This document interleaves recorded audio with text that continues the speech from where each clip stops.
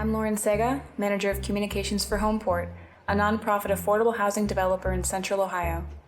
We're in one of the fastest growing areas in the country, and while we've seen the growth, we've felt the pains that come along with it, especially when it comes to housing all of us and our incoming neighbors.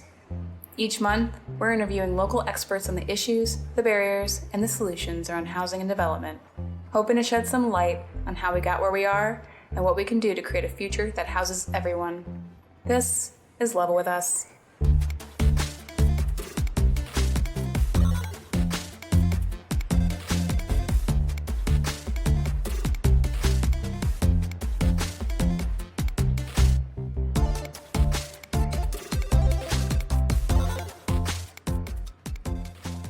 Financial stability.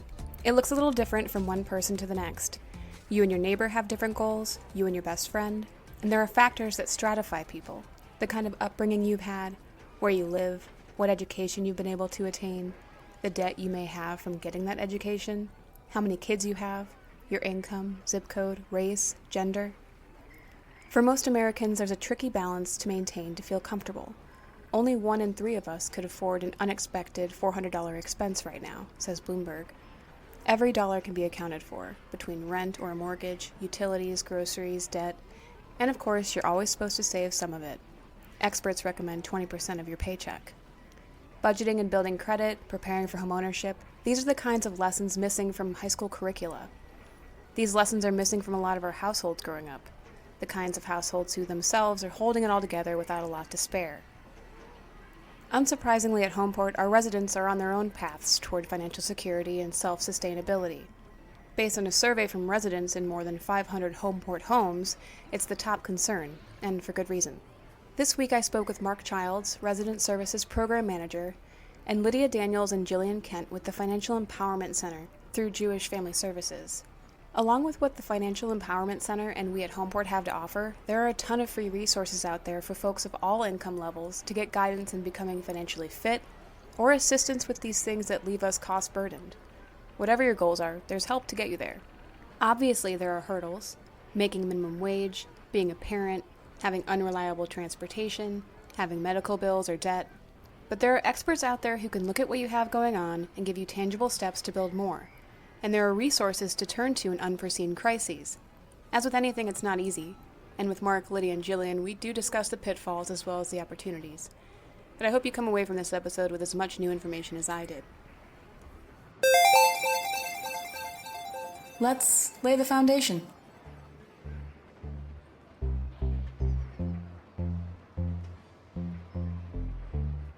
I would say the biggest challenges is the debt. Paying rent, of course, lower paying jobs, things of that nature. A lot of clients are really facing a lot of evictions, homelessness. A lot of that's going on right now. So it's a little scary. Yeah. Definitely trying to keep people, out of shelters and things of that nature. Trying to keep them housed and all of that. So really trying to find the income and everything to stay in a home and stay above float and things of that nature. Yes, it's became real since the pandemic. This is Jillian Kent, a financial counselor with the FEC. She started with them last year and has seen firsthand the challenges Central Ohioans are facing.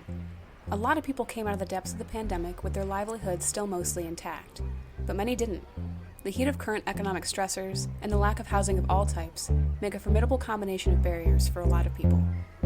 Just the demand, I think folks just not having, at first we had a lot of layoffs or a lot of people not going back to work. So, we had a lot of folks who just couldn't pay rent because they weren't working. There was no work. So then as we slowly went back to work, some people went back to work. Some people didn't go back to work for, various reasons. This is Mark Childs, Resident Services Program Manager for Homeport.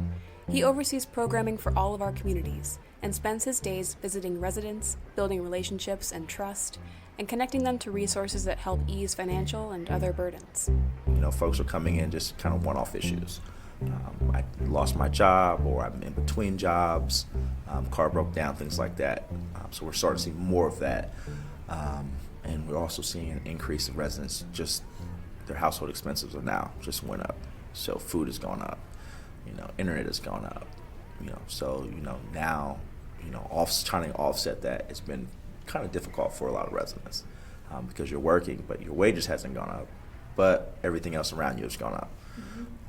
Everyone's feeling that, but especially if you're making minimum wage, correct, or a barely livable wage, you're that makes it tough. So just trying to find so you see even when you drive around, you see all the help wanted signs, and it's like a signing bonus here, but then you kind of look at after their signing bonus, they're really not making much to live on. For a household of 4 or 5, which is most of our families in our multifamily units, that could be tough. You're looking at $500-$600 in grocery bills. Some may get food stamps, some may not. So just those one-off things or those on-set things of just the that spike in just household living expenses has really taken residents needing more help. We have a lot of clients who are struggling to pay rent. So they're asking us for financial counseling, but that is a huge piece of them kind of moving forward financially because so much of their monthly income is going towards their housing costs. This is Lydia Daniels, Manager of Family Stabilization Services for Jewish Family Services. All of your money is going towards rent, and there isn't really much out there for clients who have a low income, and I think clients can feel stuck if they're in that situation. Definitely. Like I said, it is a lot of the evictions, the housing, the homelessness, and shelters. They have waiting lists. It gets really, really hard. And again, like you said, people feel stuck. And how do I balance? And rent is this much. And a single parent. Then you have daycare and low-paying jobs. So it gets challenging. And now it's time to level up.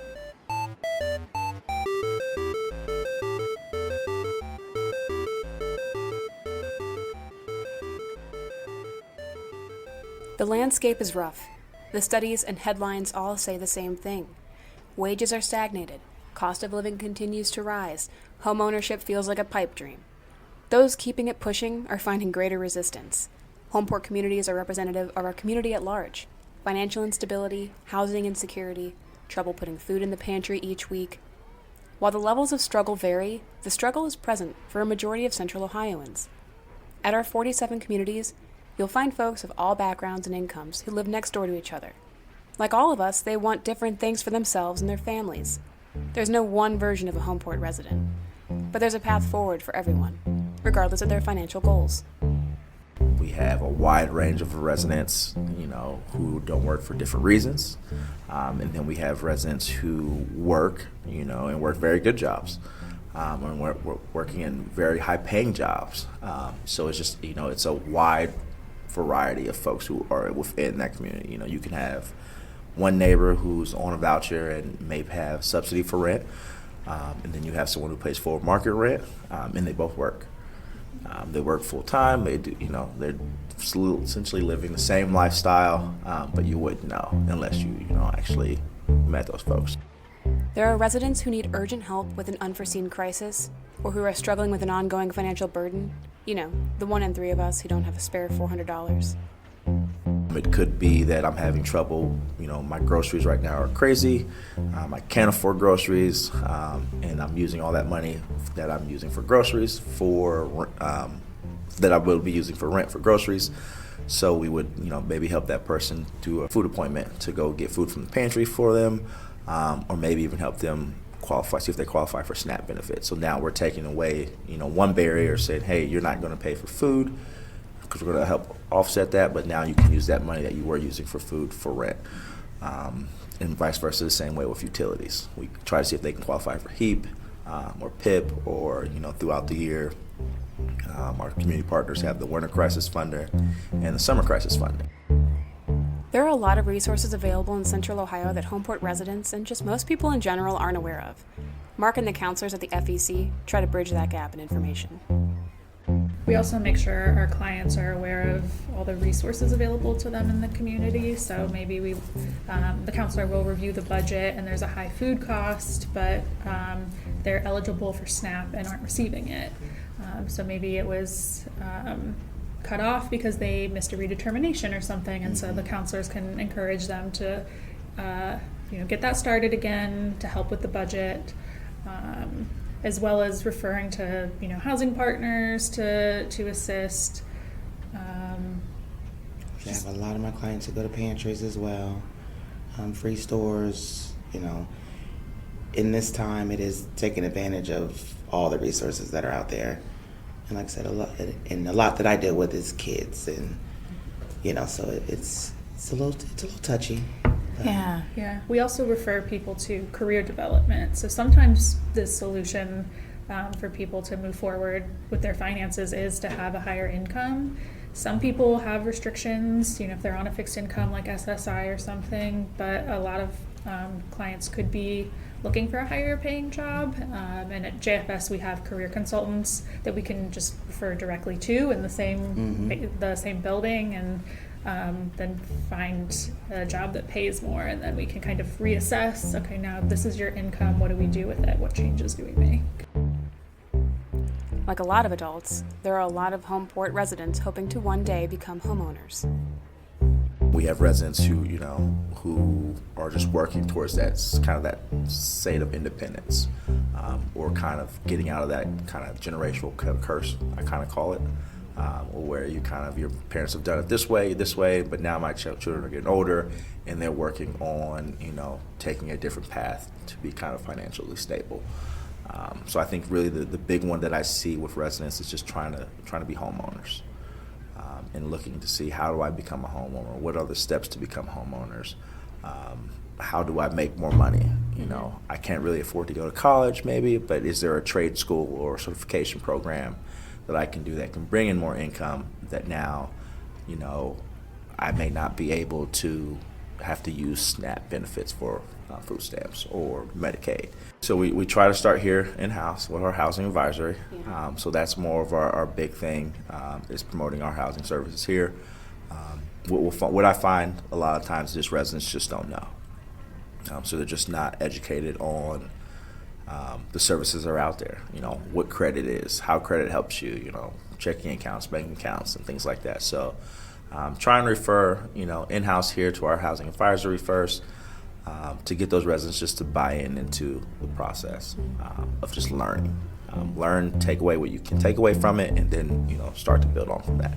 Homeport has a variety of programs, including financial fitness, credit and budget counseling, home buyer education, and foreclosure prevention. We also have a down payment assistance program that you can learn more about in our bonus-ode called Funding Black Homeownership. For individuals who aren't quite ready to consider homeownership, our resident services team can still help. And then we also have credit and budget counseling here that allows residents who want to take more of an in-depth dive into their finances, looking at your budget. With resident services, we don't quite go deep in the budget. Now we do it like a small budget, but it's more so to say this is where your money is going. So we kind of like a snapshot, and it's eye-opening. But then it's now giving them the tools to take that eye-opening experience to say, okay, how can I change this to have more to save, or just have, can I create a rainy day fund? Can I do what can I do just to help myself first, to be proactive? Working toward financial betterment comes with its own set of challenges. Millions of Americans have incomes just above the federal poverty level, making them ineligible for a lot of benefit programs, but they can still barely scrape by. I think a lot of our residents also just have to kind of balance that tricky situation, because the more money you make, the less services you qualify for. The less money you make, the more services you qualify for. So it's kind of finding that happy medium of making enough money and building kind of those that steps, taking those steps to be kind of financially stable and kind of get out of our housing, or kind of find yourself in that dead spot sometimes. So sometimes we'll have a resident make more money and then they're like, oh my gosh, they just took away everything. What do I do? The one thing that I wish we would do just kind of in our social service world, is just give that kind of gap. Because you think, someone who just loses their benefits, I think they give you, in most cases, it's 2 months. So you have kind of like a 2-month window that says, hey, you're no longer qualified for these services anymore, and we're taking these away. And, sometimes, for instance, I know the biggest one is always food. That's the biggest one that a lot of families who try to, make more money and kind of make a better situation for themselves, it's normally the food stamps that are tough. When you lose $600-700 a month, and then all of a sudden that $600-700 now is coming out of your paycheck, that makes that paycheck that went up, $300-400, makes it a lot smaller. This situation is so common it has an acronym, ALICE, meaning Asset Limited, Income Constrained, Educated. An ALICE typically lives paycheck to paycheck and is frequently made to choose between 2 or more household essentials: rent or food, healthcare or car payment, child care or utility bills. For folks in this situation, both the Financial Empowerment Center and our Housing Advisory and Resident Services teams at Homeport are expertly qualified to find programs that fit this need. All of our services are individualized, so it really just depends on what the client wants to work on. And maybe they accomplish what they came in wanting to do, and then we can do a new goal with them. So it just depends. It's all up to the client what they want to do and how dedicated they want to actually be. We go from teaching them the skills, going through their credit reports, goals and things that we'll work on each session, to, again, depending on what their financial goals look like, if it's increasing their credit, finding ways to help them do that, decreasing debt, working with creditors, negotiating things. It's just all about whatever the client is really trying to focus on and to get them out of that financial debt and actually stay out of it, but really putting it into their daily life, versus just, this is just a one-day thing. It's baby steps, and it is definitely a process. We give out a lot of good news. So I would probably say the majority of, I hardly ever give out bad news. So it's majority, I would say 98% of the time, we give out good news, which is not always the case in social services. So, so being able to, saying you're proof of financial assistance, saying that we were able to get you, a new stove, we get you in contact with your manager and things were able to get fixed. We do a host of things. So I just think just being able to say, hey, yes, we can get you furniture. Yes, we can, you can't meet us here at, the office, we can come to you. What I always say when residents call is, you tell me what the issue is and I'll tell you if we can help. There's always, things that we can help with that we can do internally, and then there's things that we can have partners do. We have a lot of community partners. Franklin County has tons of partners, tons of resources. And that's all we do all day is try to connect folks with those resources. So definitely reach out to us. With any little thing. You might any little thing, yes. Any little thing, all things, big or small. Reach out and, hopefully we're able to connect you. As I said, we give out a lot of positive news most times, so I'm pretty sure that we were able to, definitely link residents. And then those new residents who are looking for housing, obviously always still reach out, and we'll connect them with those property managers that have open units. Cool. Well, thanks for joining. No problem. If you're a prospective homebuyer looking to get more information before diving in, visit homeportlearning.org to learn about our housing advisory services. We hold several courses every month. If you're in need of a specific service, 211 Central Ohio has a list of available services with information on access.